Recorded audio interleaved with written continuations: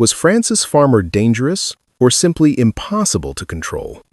In Hollywood's golden age, those accusations often meant the same thing. What happens when a woman refuses to bend, refuses to smile on command, refuses to trade her voice for safety? And who decides when that refusal becomes a diagnosis? This is not a story about madness.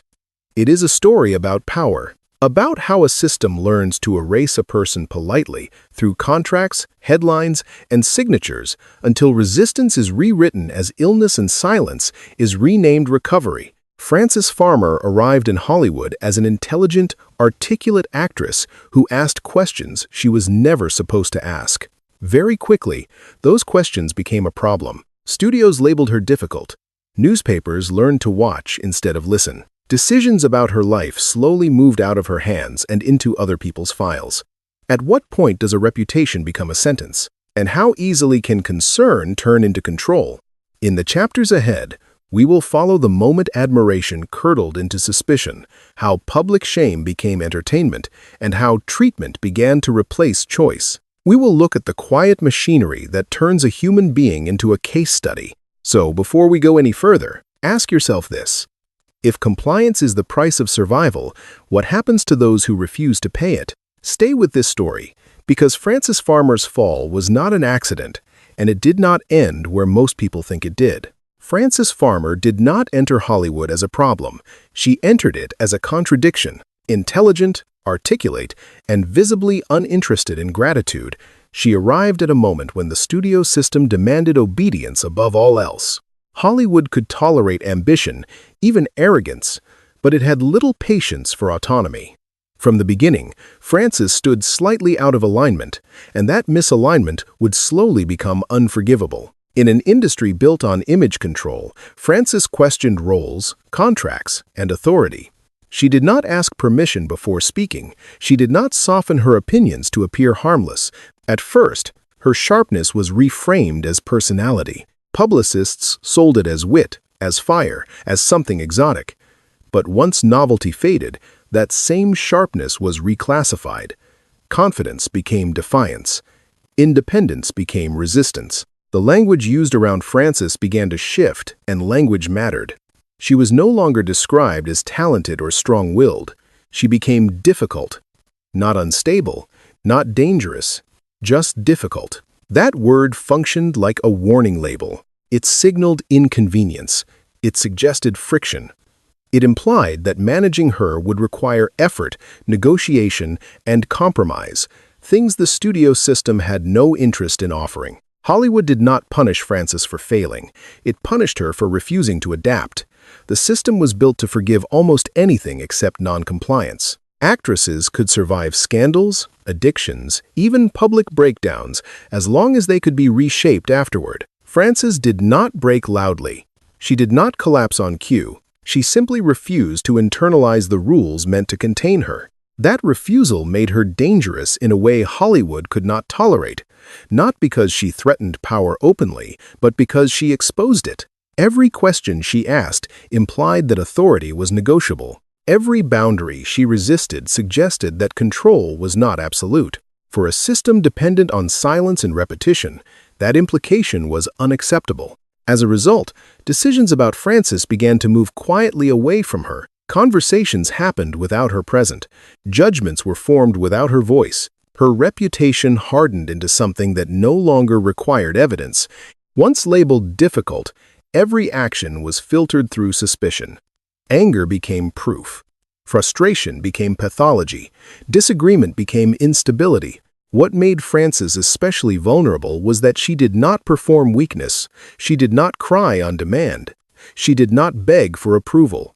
She did not present herself as fragile enough to deserve protection.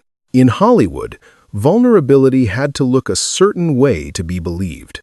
Frances did not fit that script, and so her strength was reframed as a flaw. There is a crucial distinction between being flawed and being unusable. Hollywood could work with flaws. It could market them, exploit them, even romanticize them. But it could not work with someone who resisted being reshaped. Frances was not broken in a way the system recognized. She was intact in a way it could not control. At what point does independence become a liability? When does having a voice turn into evidence against you? Frances Farmer's early career forces these questions because her punishment did not begin with collapse. It began with refusal. Long before institutions entered her life, Hollywood had already decided she was not worth negotiating with. Once that decision was made, everything that followed would feel justified. Frances Farmer's fall did not happen in private. It unfolded in public, piece by piece, until her humiliation became a form of entertainment. Once Hollywood decided she was difficult, the cameras did not turn away. They moved closer. Every misstep was documented, every confrontation reframed as proof that something was wrong. Arrests and court appearances became visual shorthand for failure. Frances was no longer discussed as an actress with conflicts, but as a woman losing control. The images mattered more than the facts. A photograph outside a courtroom could erase years of work in a single frame. In those moments, complexity disappeared. There was only spectacle. The press did not need to invent a villain. It only needed to simplify. Frances's anger became the headline. Her resistance became the story. Context was unnecessary. Nuance was inconvenient. The public was invited to watch, not to understand. And once an audience is trained to expect collapse, compassion becomes optional. Public humiliation worked because it felt justified. Hollywood had already framed Frances as a problem. The courts appeared to confirm it. Authority validated the narrative.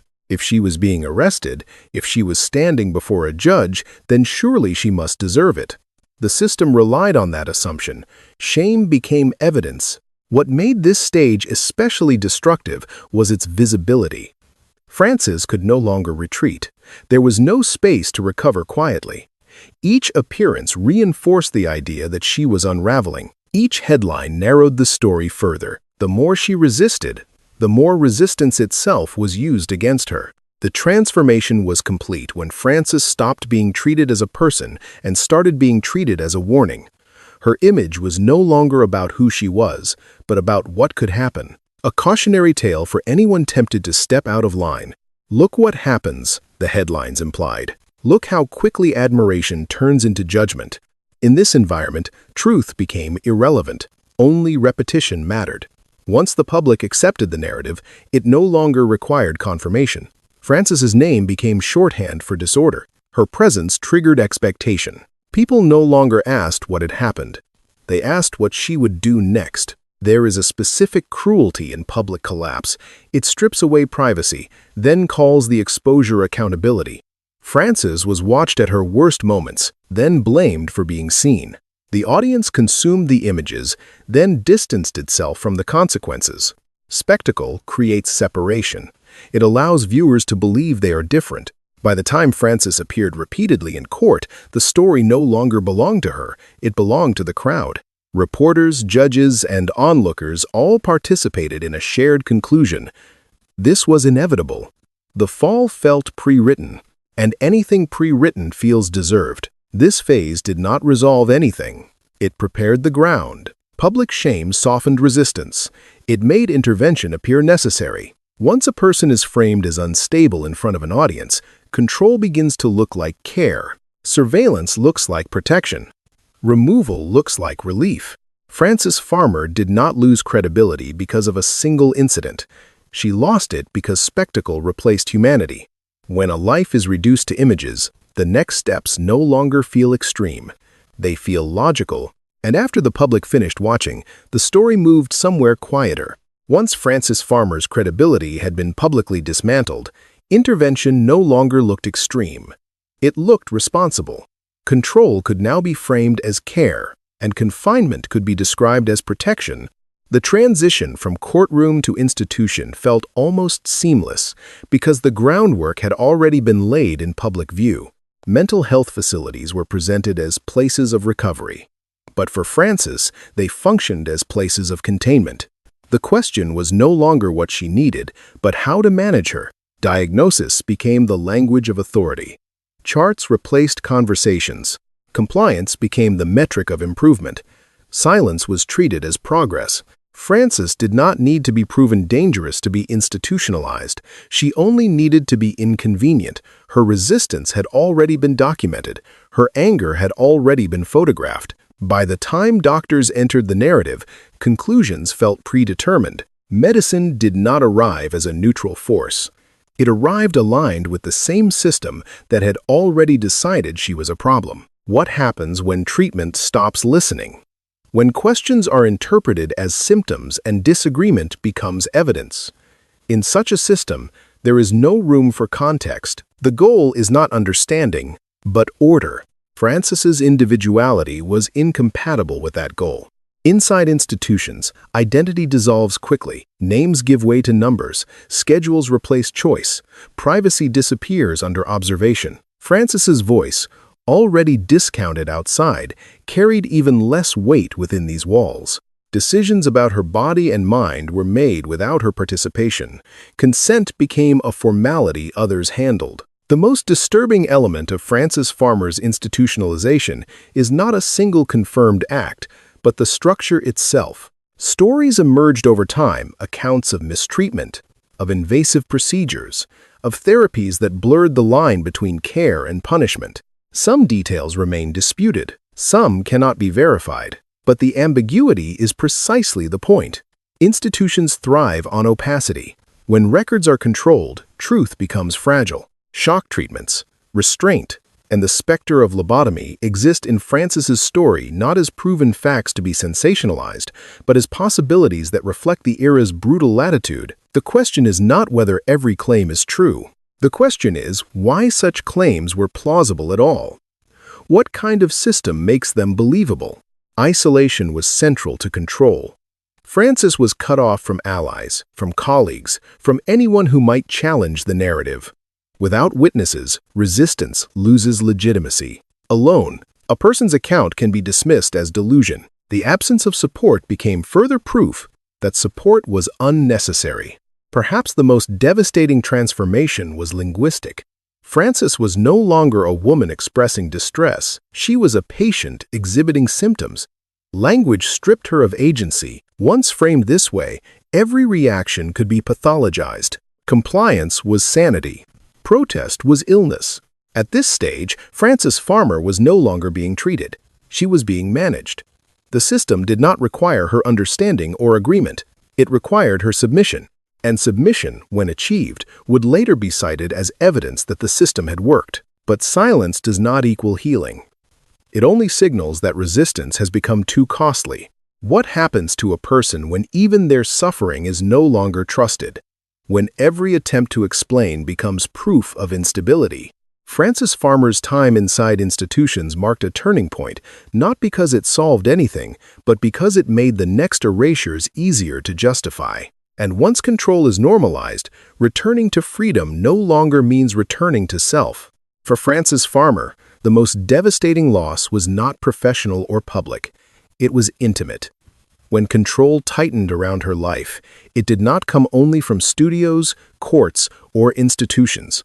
It came from inside her own family. The final authority over her body and freedom was not exercised by strangers, but by people who claimed to love her. Frances's relationship with her mother had always been marked by pressure and expectation. Control was framed as guidance. Decisions were justified as concern.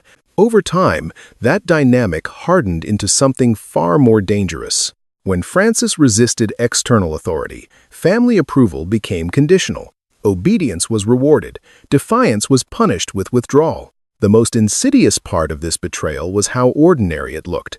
Paperwork replaced confrontation.